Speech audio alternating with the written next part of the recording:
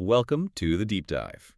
Today, we're tackling a figure whose life was just monumental. I mean, the name Gandhi is almost inseparable from the title he was given, Mahatma. Exactly. Yeah. And that word Mahatma, great souled or venerable in Sanskrit, that's really our starting point, isn't it? Because to get at Mohandas Karamchand Gandhi, you have to look beyond the icon. Right. Beyond the simple image of nonviolent resistance, we need to dive into the struggles, the contradictions, and frankly, the incredible transformation he went through. So that's our mission today. We're doing a deep dive into, well, a mountain of source material about his journey.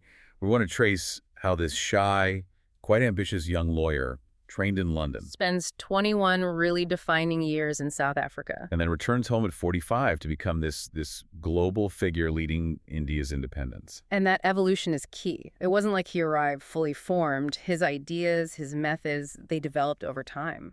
So we'll look at his early years, the sort of ethical foundations, then South Africa, the real testing ground, The crucible, as you called it. then the big campaigns back in India. And finally, we'll try to unpack those principles he lived by the political and the personal, which were often deeply intertwined and, frankly, pretty demanding. Exactly. So let's start at the beginning. Part 1, Foundations and the Student of Law, covering roughly 1869 to 1893. Okay, let's unpack this. He was born Mohandas Karamchand Gandhi, Porbandar, Gujarat, 1869. What kind of world was that? What shaped him early on? Well, he was from the Hindu Mabunaya caste, so a background in sort of commerce and tradition. But the big influence really was his mother, Putlabai. The sources really emphasize her piety, don't they? Immensely pious, known for these incredibly difficult fasts. I mean, sometimes she wouldn't eat for days until her daily prayers were done, regardless of the weather or circumstances. That kind of self-denial, that ethical rigor, it clearly left a huge mark on him. And even as a kid, you see these contrasting traits. His sister called him restless as Mercury, but at school, super shy, quiet, apparently often tongue-tied. It sounds like he lived a lot inside his own head. He did. Yeah. And it was in that internal world that he found his early moral compass. There were these two classic Indian stories, Shravana. Right, the son devoted to his parents. Exactly. And King Harish Chandra, who sacrificed everything for truth and love. Gandhi himself wrote later that seeing plays about them just, well, it hit him deeply. It gave him this early identification with truth, with Sakya as the highest value. And then there's his marriage, which happened incredibly young. He was 13, Kasturba was 14, typical for the time, but his later reflections on it are quite revealing. Oh, intensely self-critical. He talks about feeling intense regret over his jealousy, his, what he called his lustful feelings for his young wife. He even mentioned being distracted in school, just anticipating seeing her at night. It sounds like a real internal battle, even then, trying to control these impulses he saw as base. Definitely. It was an early personal struggle for self-mastery. And that struggle connects to a really painful moment in 1885. Yes, a double tragedy, really. His father, Karamchand, passed away. And Gandhi was tormented because moments before his father died, he'd actually left his bedside to be with Kasturba. Oh, wow. He wrote later about the animal passion that blinded him, preventing him from being there at the very end. And then compounding that grief, their first child died just shortly after birth that same year. It was a period marked by loss and, in his mind, a failure of his own self-control. That drive to overcome his own limitations seems to be part of what pushed him towards studying law in London in 1888. He wanted to improve himself, move forward. Absolutely. He enrolled at the Inner Temple. But getting there involved another layer of ethical commitment. His mother was, understandably, very worried about him going abroad, about, picking up Western habits. Because he made that vow. A really radical vow, yes. Before leaving India, he solemnly promised her he would abstain from meat, alcohol, and women. This wasn't just a casual promise. It became this ironclad rule that shaped his entire experience in England almost immediately. And that led him straight to the London Vegetarian Society, the LVS. Right. He didn't just join, he was active. He even served on their executive committee. And this was more important than it might sound because through the LVS, he met people exploring all sorts of philosophies.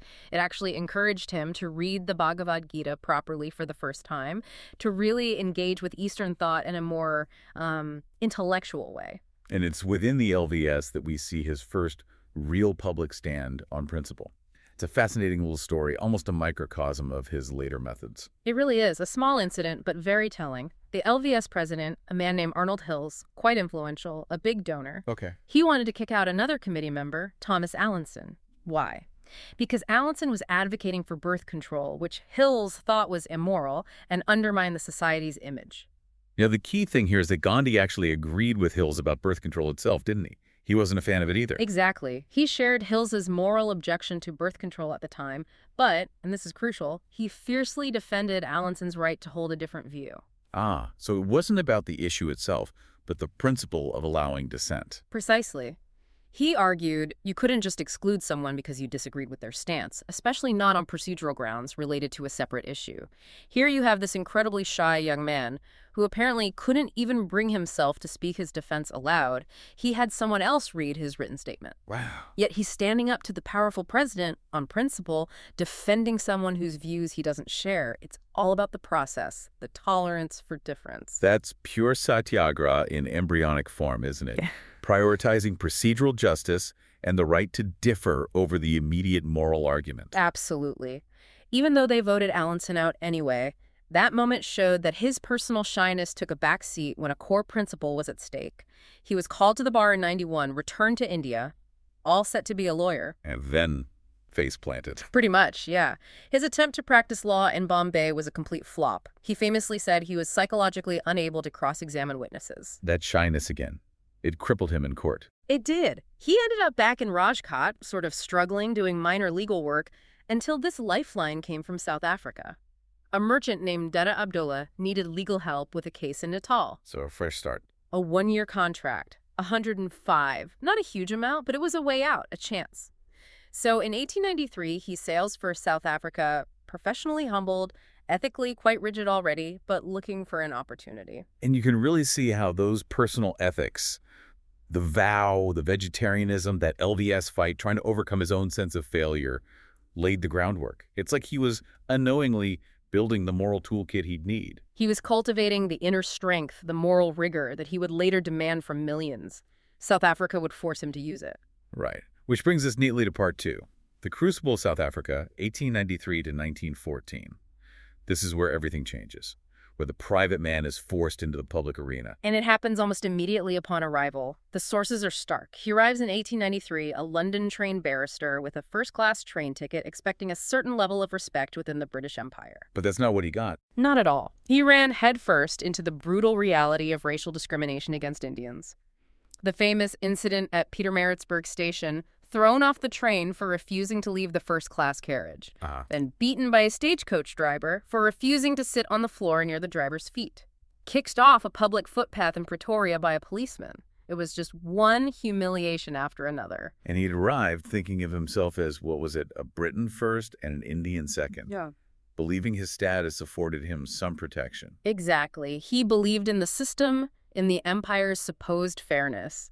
And suddenly he's being treated like, in the derogatory terms of the time, a coolie. The shock, the cognitive dissonance must have been immense. That night in the Pietermaritzburg waiting room is legendary. He had a choice. Go home defeated or stay and fight. He chose to stay. He decided right then and there to protest the injustice, not just for himself, but for the whole Indian community. And that decision wasn't just theoretical. He immediately started organizing. Within a year, 1894, he's instrumental in founding the Natal Indian Congress. And this wasn't just, a talking shop. Its specific goal was to unify the fragmented Indian community merchants, indentured laborers, clerks, everyone into a real political force. What were they fighting against initially? Discriminatory laws. Yeah. Particularly a bill that aimed to strip Indians of the right to vote in Natal. So it was about basic political rights from the start. And we see that non-retaliation principle emerge early, too, like in 1897, after he came back from India. Yes, that's another key moment. He'd gone back to India briefly, brought his family over. When he returned to Durban, a white mob attacked him, beat him quite severely. He barely escaped. And his response? He refused to press charges against his attackers. He stated publicly that his goal wasn't punishment, but to win them over, to change their hearts and minds through reason and his own conduct. Even facing violence, he defaulted to a kind of moral persuasion. Okay, but then we get to the Boer War in 1900. And here's where it gets tricky for many people. He volunteers in ambulance corps for the British. How does the future apostle of nonviolence support a military campaign? It's definitely complex, and the sources suggest a couple of layers. One reason was quite pragmatic, even political. Right. He wanted to challenge that pervasive British stereotype that Hindus, and Indians generally, were somehow unfit for manly activities, that they were cowardly or effeminate. This stereotype was constantly used to deny them rights. So organizing the Natal Indian Ambulance Corps with 1,100 volunteers was a way to prove them wrong, show courage and service. Exactly, to show they could contribute, that they were loyal subjects deserving of rights. But there's a deeper philosophical angle, too, which connects to his later ideas about ahimsa. Which is. Well, later thinkers like Christian Bartolf argued that Gandhi believed true nonviolence, ahimsa, wasn't possible if it came from a place of fear or weakness. His view, developing even then, was that you had to be capable of violence, or at least capable of bravery in facing danger, before you could consciously choose nonviolence as the higher path.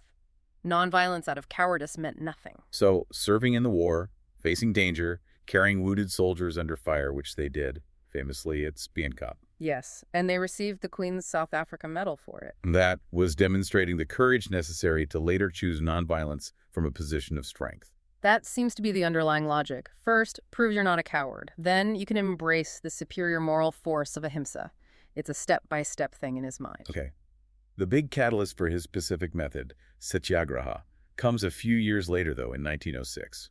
The Transvaal Asiatic Registration Act. This was deeply offensive. It required all Asians, men, women over 8 years old, to register, be fingerprinted, and carry an identity certificate at all times. Like criminals. Exactly. It was a system of biometric surveillance treating an entire community as suspect.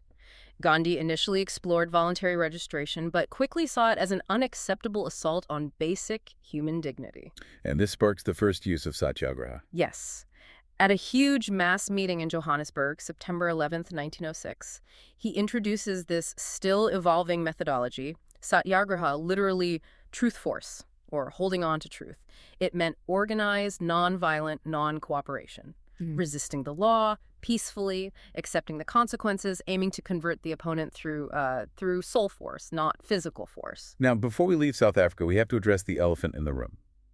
His early views on race, specifically towards Africans, the sources are quite clear he held some prejudiced views initially. Yes, and it's absolutely crucial to acknowledge this. It's not something to be glossed over. In his early years in South Africa, Gandhi's focus was almost entirely on securing rights for the Indian community, and he did so by sometimes adopting the existing racial hierarchies of the British Empire. So he argued Indians were different, superior even to native Africans. He did. There's that 1895 legal brief where he argues Indians shouldn't be lumped in with Africans because, he claimed, Anglo-Saxons and Indians shared a common Aryan stock. And in 96, he complained about whites degrading the Indian to the level of a raw kafir, using that deeply offensive slur. Which reflects the thinking of the time? Perhaps. But it shows he was initially fighting for a better place within the colonial hierarchy, not necessarily for universal equality. That seems fair, yes. He saw Indians as potential partners of the British, deserving better treatment than Africans, but, and this is equally important, the sources also show his views evolved significantly over his 21 years there. How so? By the later part of his stay, his newspaper, Indian Opinion, was condemning discrimination against Africans. He and his colleagues were helping Africans, serving as nurses sometimes. He later explicitly acknowledged Africans as the original inhabitants of the land and spoke out against colonial land grabs. It was a journey for him on that front, too. A definite evolution. Which is why someone like Nelson Mandela, while aware of the early problematic statements, could still see Gandhi's later anti-racism work in Africa as inspirational, saying he felt he completed what Gandhi started. And this whole period culminates in setting up Tolstoy Farm in 1910. Right, near Johannesburg. A cooperative community, a sort of laboratory for self-sufficiency and practicing peaceful resistance. It really cemented the transformation. The lawyer had become the satyagrahi. So in 1915, he returns to India. He's 45. He's been fundamentally changed by South Africa. This takes us to part 3, leading the Indian independence struggle 1915 to 1947. He comes back at the urging of Gopal Krishna Gokhale, a senior leader in the Indian National Congress. Gokhale advises him to spend a year just traveling India, observing, listening, before jumping into politics. And then he starts applying the South African playbook to local Indian issues. Exactly. Starting with Champaran in Bihar in 1917. This was a major early victory. There's the issue there. Impoverished tenant farmers were being forced by British planters to grow indigo, a cash crop nobody really wanted anymore because of synthetic dyes. And they had to sell it at rock-bottom prices set by the planters. It was pure exploitation. Gandhi went there, meticulously gathered evidence, organized the peasants in disciplined, nonviolent protest and civil disobedience. And it worked. It did. The local authorities were completely flummoxed by this kind of organized, peaceful mass resistance. They eventually gave in, abolished the forced indigo cultivation system, and made concessions. It proved the method could work in India. Then came Quetta in 1918, another agricultural struggle. Yes. This time in Gujarat, there had been floods, famine, a crop failure, but the British authorities insisted on collecting the full land tax anyway. So Gandhi organized tax resistance. He did, working closely with a young lawyer named Vallabhbhai Patel, who would become a key lieutenant.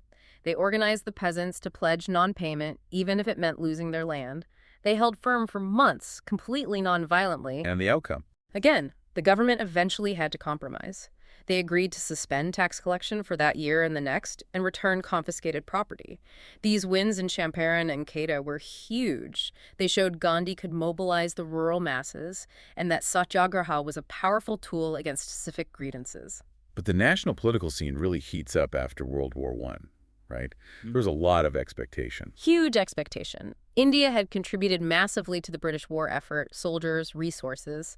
The promise, or at least the hope, was significant steps towards self-rule, towards Swaraj. But Britain didn't deliver. Not really. They offered some very minor constitutional reforms. And worse, they doubled down on repression by passing the Rowlatt Act in 1919. Which allowed detention without trial. Exactly. Preventive detention, indefinite incarceration, no judicial review, basically. It was seen as a slap in the face after India's wartime sacrifices.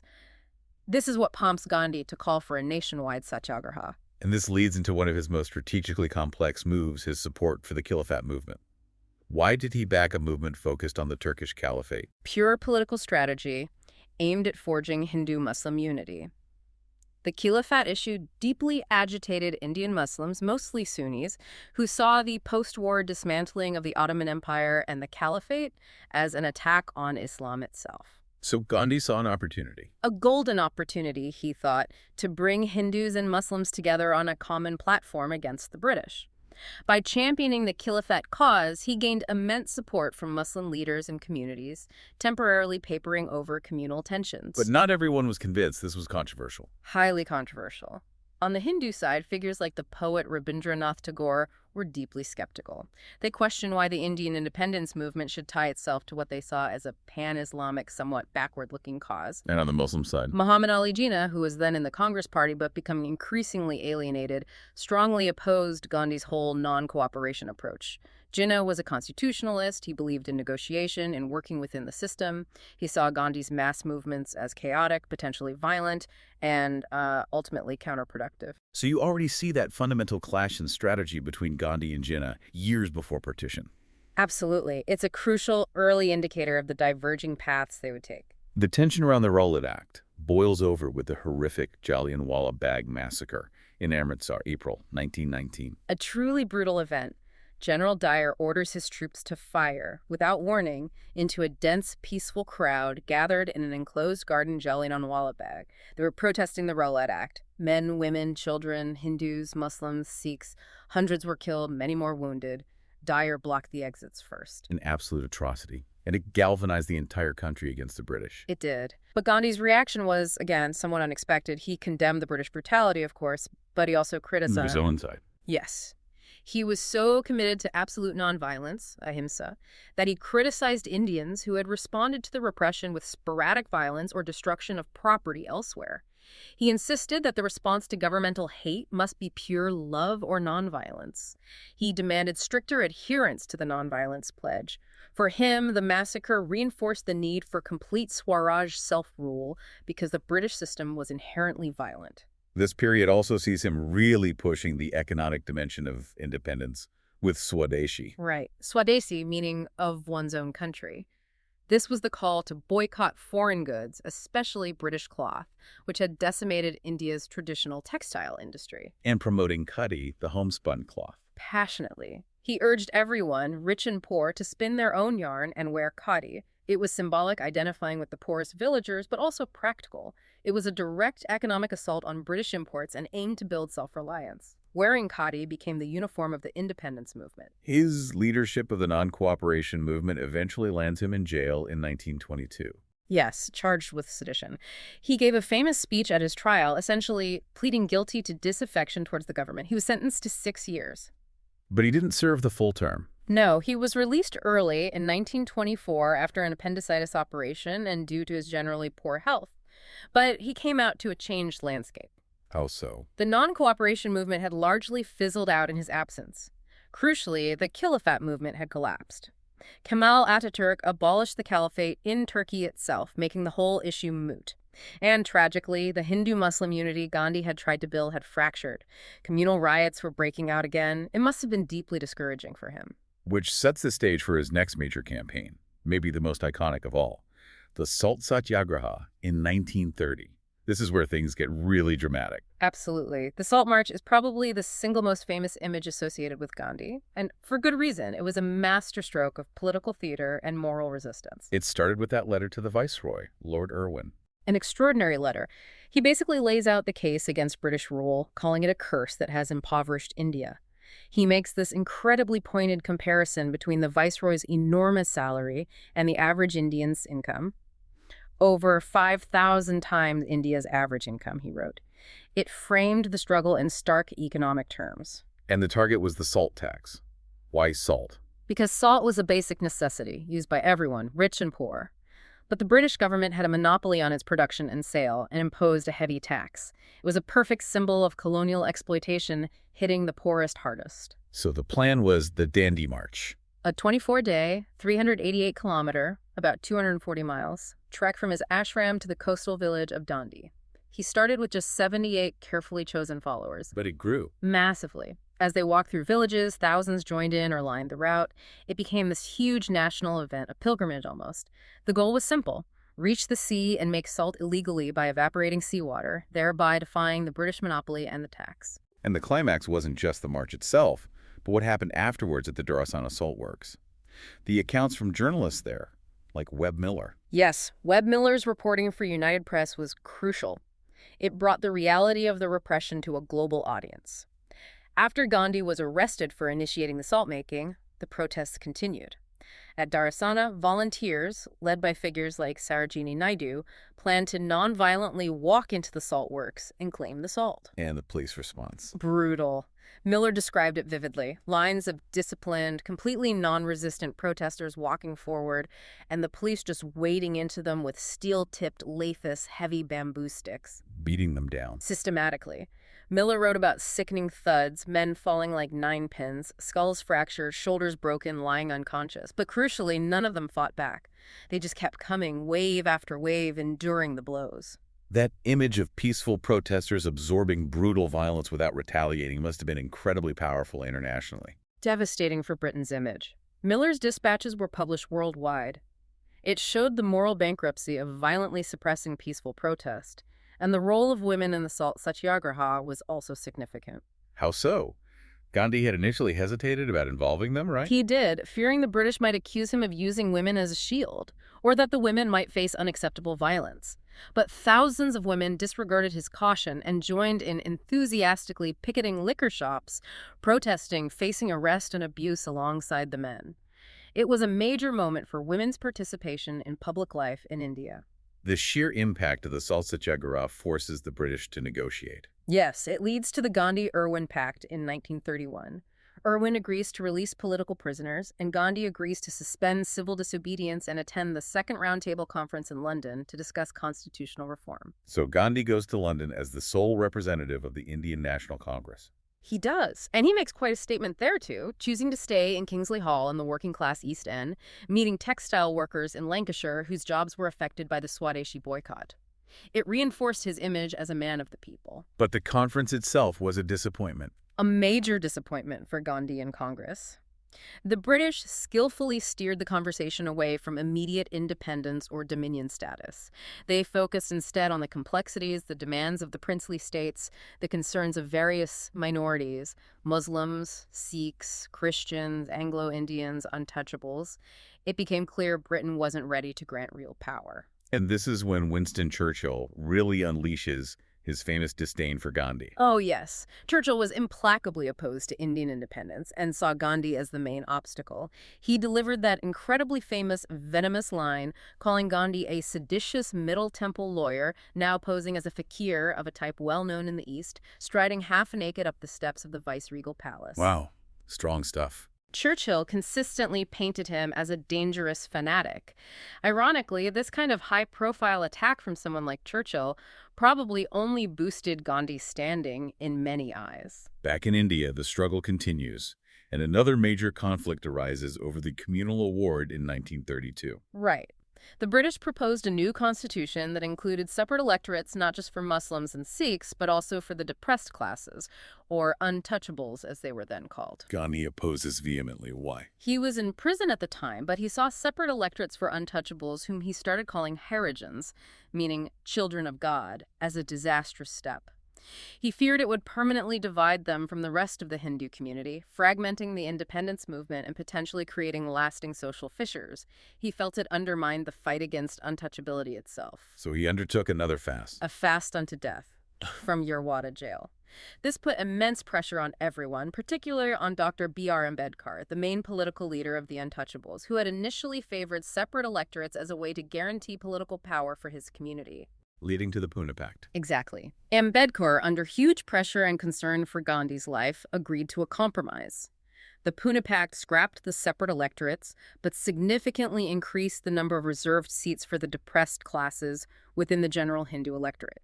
It was a compromise, ensuring representation without formal separation, but the disagreement between Gandhi and Ambedkar over the best path for Dalit emancipation remained profound. Fast forward to World War II.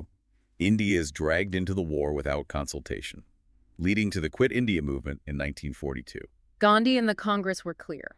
India could not participate in a war supposedly for democratic freedom while being denied its own freedom. When the British refused to guarantee independence after the war, Gandhi launched the Quit India movement. With that famous call, do or die. Garo ya maro. It was a call for mass civil disobedience on an unprecedented scale. He urged Indians to act as if they were already free, to withdraw all cooperation from the British administration. But, and he stressed this, they must do so nonviolently, no killing or harming British officials. But violence did erupt. Massively. The British responded instantly, arresting Gandhi and the entire Congress leadership within hours of the speech. With the leadership jailed, the movement became spontaneous and often violent. Protesters attacked government buildings, burned railway stations, cut telegraph lines. Over 1,000 Indians were killed in the ensuing crackdown. And Gandhi was imprisoned again, this time at the Aga Khan Palace. A difficult time for him personally, too. Very difficult. His longtime secretary, Mahadev Desai, died of a heart attack in custody. And then, in February 1944, his wife Kasturba died while still imprisoned with him. It was a huge personal blow. He's finally released in May 1944 due to his failing health. But the India he emerges into is politically very different. Radically different. The Congress leadership had been sidelined in prison for years. In that vacuum, Muhammad Ali Jinnah and the Muslim League had grown immensely powerful. Their demand was no longer just for safeguards, but for a separate, sovereign state, Pakistan. And Gandhi remained completely opposed to partition. Vehemently opposed. His vision was for a united, independent India where Hindus and Muslims could coexist peacefully. He argued partition on religious lines was morally wrong, a denial of their shared heritage, and fundamentally a denial of the concept of a single Atman or soul uniting all people. But Jinnah wouldn't budge. Jinnah rejected Gandhi's vision entirely. He believed Hindus and Muslims were two distinct nations who could not live together in one state. This impasse led directly to the horrors of partition. Starting with Jinnah's call for Direct Action Day in August 1946. Which triggered horrific communal riots. Starting in Calcutta, thousands were killed in just a few days. The violence spread like wildfire across northern India. It was religious cleansing on a terrifying scale. So when independence finally comes, at midnight on August 15, 1947, dividing the subcontinent into India and Pakistan, Gandhi isn't celebrating. Far from it. He refused to participate in the official ceremonies in Delhi. He was in Calcutta, fasting and walking through riot-torn areas, trying desperately to plead for peace as millions were uprooted in the largest forced migration in human history, and hundreds of thousands, maybe more, were slaughtered in communal violence. His final act, the fast in Delhi in January 1948, seems like a last, desperate attempt to stem the tide. It was. His main goal was to shock the conscience of both communities, to stop the killing in Delhi. But it had another very specific political aim, too. Which was? To pressure the newly independent Indian government, led by Nehru and Patel, to release the cash assets 550 million rupees that were owed to Pakistan as part of the partition agreement. India had withheld the payment because of the conflict erupting over Kashmir. And Gandhi felt this was unjust. He felt it was morally wrong to withhold the funds, regardless of the political conflict. He believed it would only deepen the bitterness. His fast succeeded, the government agreed to release the money, but it further angered Hindu hardliners who saw him as betraying India's interests in favor of Pakistan.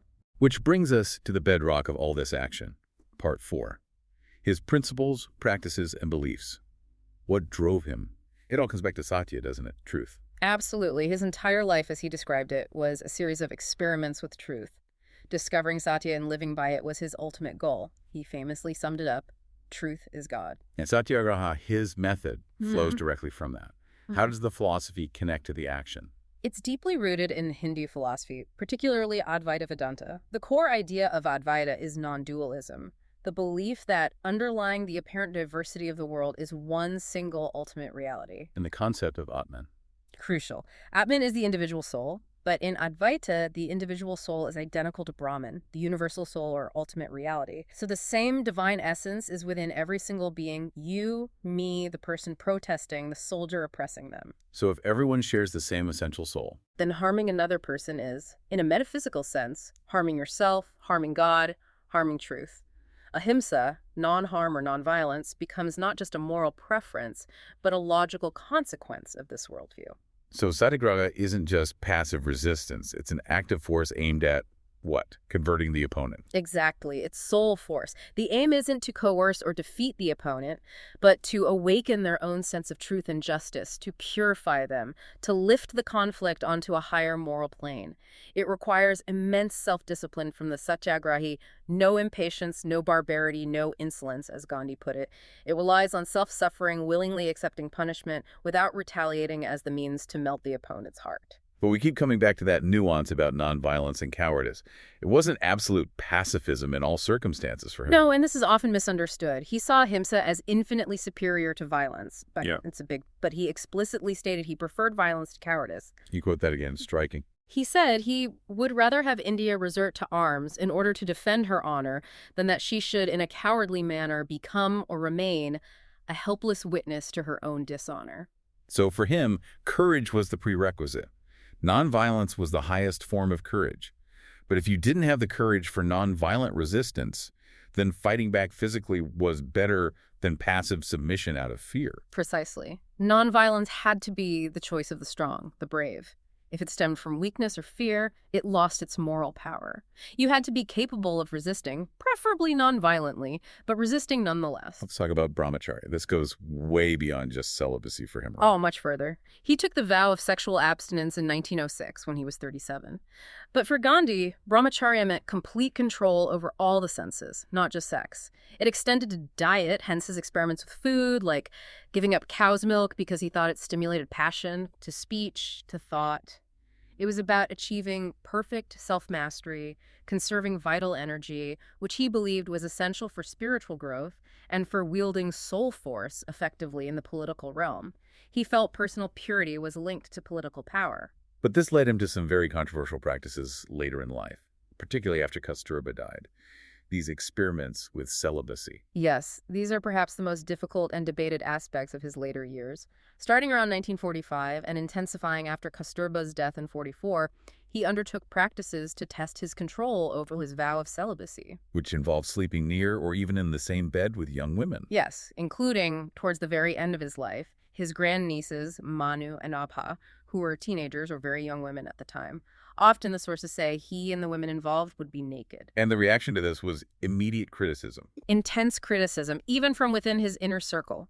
Several close associates resigned in protest. Nirmal Kumar Bose, his Bengali interpreter and a trusted friend, directly challenged Gandhi about it. Bose wasn't accusing him of sexual misconduct. The consensus is that no sexual act occurred, but he was deeply concerned about the psychological impact on the young women involved. What was Gandhi's justification? How did he explain these actions? His rationale was that this was the ultimate test of his brahmacharya. Could he remain completely unmoved, mentally and physically, even in the most potentially stimulating circumstances?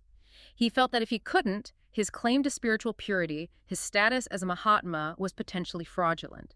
He argued that stopping the experiments because of criticism would be a sign of weakness, a lack of faith in his own self-control. It remains a deeply complex and troubling part of his story. He certainly documented his life and thoughts extensively. His writings are a huge resource. Absolutely prolific. He edited several newspapers, Indian Opinion in South Africa, then Young India, and Harijan in India. These were crucial platforms for spreading his ideas. His autobiography, The Story of My Experiments with Truth, is a classic of spiritual self-examination. And his early work, Hind Swaraj, or Indian Home Rule, written in 1909, really laid out his fundamental critique of Western civilization and his vision for an independent India based on soul force. Which leads us to the end, Part 5, Death and Enduring Global Legacy. His assassination feels almost like a grim culmination of the divisions he fought against. It does. January 30th, 1948. He's 78 years old, walking to his regular evening interfaith prayer meeting at Birla House in Delhi. Nathuram Godse steps out of the crowd. A Hindu nationalist. Yes, linked to radical groups like the Hindu Mahasabha and the RSS. Godse believed Gandhi had consistently appeased Muslims and betrayed Hindu interests, especially by forcing the government to pay the cash assets to Pakistan during his recent fast. He fired 3 shots into Gandhi's chest at point-blank range. The nation was plunged into grief. Nehru's radio address is unforgettable. The light has gone out of our lives, and there is darkness everywhere. It captured the sense of shock and profound loss. Our beloved leader, Bapu as we called him, the father of the nation, is no more. The funeral procession in Delhi was enormous, over 1 million people. The procession itself stretching for miles to his cremation site at Rajghat. And he's remembered with those affectionate, respectful titles. Bapu, meaning father, and Rafrapita, father of the nation. That title was actually first used for him by Subhas Chandra Bose back in 1944, interestingly enough. And globally, his birthday, October 2nd, is the UN's International Day of Nonviolence. His influence clearly didn't stop at India's borders. Yeah. The impact on the U.S. civil rights movement alone is immense. Absolutely central. Dr. Martin Luther King Jr., James Lawson, James Bevel, John Lewis, they all consciously studied and adapted Gandhi's methods of nonviolent direct action. King's famous quote sums it up: Christ gave us the goals and Mahatma Gandhi the tactics. And in South Africa itself, Nelson Mandela. Mandela greatly admired Gandhi, despite the complexities of Gandhi's early views there. Mandela saw Gandhi's struggle against racial discrimination as a precursor to the anti-apartheid movement.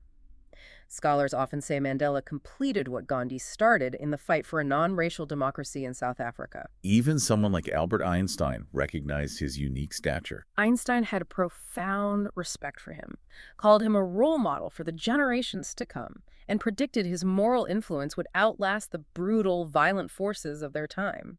And that famous line, "Generations to come will scarce believe that such a one as this ever in flesh and blood walked upon this earth." Yet, despite all this global acclaim, there's the famous Nobel Peace Prize omission. Yes, quite remarkable. Nominated 5 times between 1937 and 1948, but never awarded the prize. Years later, the Nobel Committee itself acknowledged this was a huge mistake, calling it the greatest omission in our 106-year history. Why wasn't he awarded it? Especially in 1948, the year he died. The committee considered it in 48, but ultimately decided not to award the prize to anyone that year. Their reasoning mentioned no suitable living candidate, which many interpreted as an indirect admission that Gandhi was the most suitable candidate. But the rules at the time didn't allow for posthumous awards, and perhaps they felt no one else measured up after his death just before the nomination deadline. So, looking at India today, how does his legacy resonate? Has India embraced his full vision? It's a mixed picture, isn't it? India deeply reveres him as the father of the nation. His political legacy, the commitment to democracy, secularism, tolerance, is foundational to India's identity. But his economic ideas? Largely rejected, yes. His vision of a decentralized, village-based economy, emphasizing self-sufficiency, khadi, and austerity. Well, post-independence, India, under Nehru and subsequent governments, chose a path of industrialization, modernization, and integration into the global economy. So politically, he's revered. Economically, his path wasn't followed. Which brings us back to that core tension, that central paradox of his life. He achieved something extraordinary, maybe unique in history, leading a successful mass movement that defeated a powerful empire through nonviolent means. He proved satyagraha could work on a massive political scale. He literally changed the world with soul force. He did. Yet, the ultimate political goal in an independent, united India wasn't achieved. He couldn't prevent the horrific violence of partition, the very division he fought so hard against. So the final thought for you, the listener, to perhaps grapple with is this. Gandhi demonstrated that nonviolence could indeed conquer an empire. But could it conquer the deep-seated divisions within a society itself? He won independence, but could Satyagraha ultimately overcome the communal hatred that tore the subcontinent apart right at the moment of its birth? That's something worth mulling over.